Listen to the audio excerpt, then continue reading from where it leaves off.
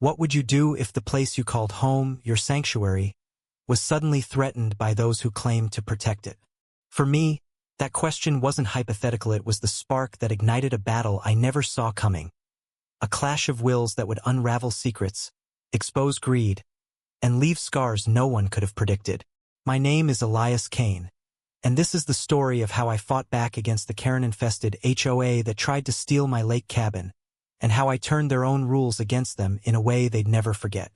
The cabin had been my refuge for a decade, a cedar and glass haven nestled on the edge of Lake Serene, where the water shimmered like liquid sapphire under the summer sun. It wasn't just a house.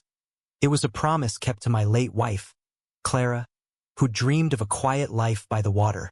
We'd bought the land together, built the cabin with our own hands, and filled it with memories of laughter and love.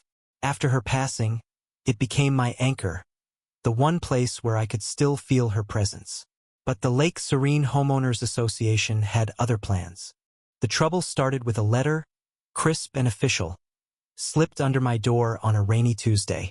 The HOA, led by the insufferable Marjorie Platt, claimed my cabin violated their aesthetic standards. Too rustic, they said, too unkempt. They demanded I repaint, re-roof, and most gallingly remove the wildflower garden Clara had planted. Non-compliance, the letter warned, would lead to eviction. Eviction.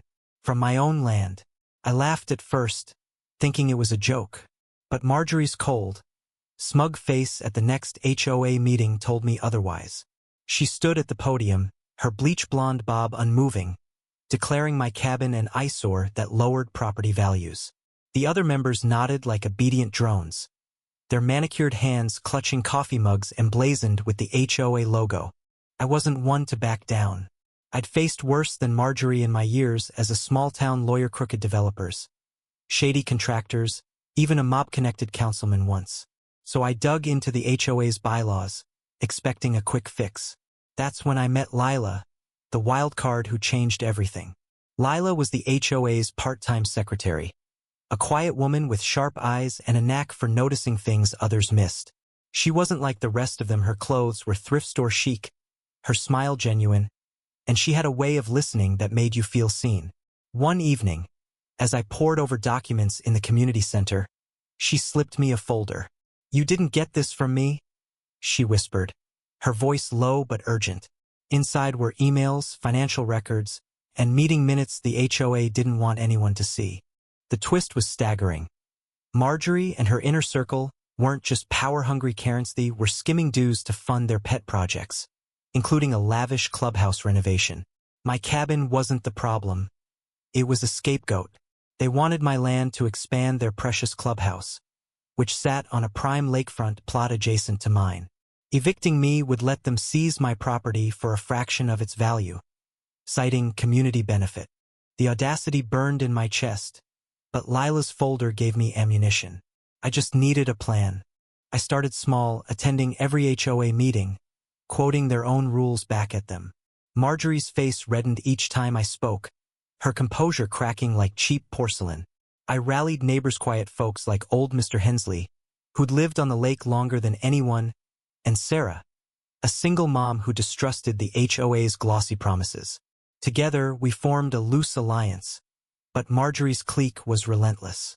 They sent inspectors to my property daily, nitpicking everything from my mailbox to the angle of my dock. Fines piled up, each one a jab meant to wear me down. Then came the second twist, the one that nearly broke me. Lila disappeared. One day she was there, slipping me tips and sharing coffee. The next, her desk was empty, her phone disconnected. I feared the worst. Had Marjorie found out about the folder? Had they intimidated her into leaving? My only clue was a cryptic note left in my mailbox. "Check the clubhouse basement. You'll understand." My gut churned, but I had to know. Late that night, under a moonless sky, I slipped into the clubhouse. The basement was a maze of storage rooms, cluttered with boxes and old furniture. In a dusty corner, I found what Lila meant. A locked filing cabinet, its key taped to the underside of a shelf. Inside were deeds, surveys, and contracts, proof that the HOA had been buying up properties at predatory prices, using strong-arm tactics to force out owners who didn't comply. My cabin was just the latest target in a years-long scheme. But there was more. A letter from Lila's sister, revealing she'd left town to protect her family after Marjorie threatened to expose a past legal trouble. Lila wasn't just a secretary, she was a whistleblower, and she'd paid the price. The discovery lit a fire in me. I wasn't just fighting for my home anymore. I was fighting for Lila, for Clara's memory, for everyone the HOA had bullied. I took the evidence to a friend at the county prosecutor's office, but I didn't stop there. The HOA's own rules were my weapon. Their bylaws, bloated with legalese, had a clause about unauthorized land use. The clubhouse, it turned out, was built partially on my property linear survey error they'd never corrected. They were trespassing on my land. I filed a formal complaint with the county, citing their own bylaws. The irony was delicious. The HOA, so obsessed with rules, had broken their own. At the next meeting, I stood up, documents in hand, and laid it all bare. The room erupted, neighbors gasped. Marjorie sputtered, her allies scrambling to deflect. I demanded the clubhouse be vacated for trespassing, just as they'd tried to evict me. The county agreed, issuing a cease and desist order. The HOA had to halt their renovation and face a legal battle they couldn't afford, especially with their shady finances now under scrutiny. Victory should have felt sweet, but it didn't. The clubhouse sat empty, a hollow monument to their greed. My cabin was safe, but the lake didn't shimmer quite the same. Lila was gone, her courage uncelebrated. Neighbors who'd cheered me on now whispered about the troublemaker who'd upended their community. And Clara's wildflowers, still blooming defiantly, felt like a reminder of promises I could no longer keep. I'd won the battle, but the war had cost me something I couldn't name. In the end, I sat on my porch, watching the water ripple under a blood-red sunset. The HOA was broken, Marjorie disgraced, her scheme exposed in the local paper. But the silence of the lake, once soothing, now felt heavy with absence. I'd evicted their clubhouse, but I couldn't evict the ache in my chest. Some fights, I learned, leave no winners, only survivors. ND.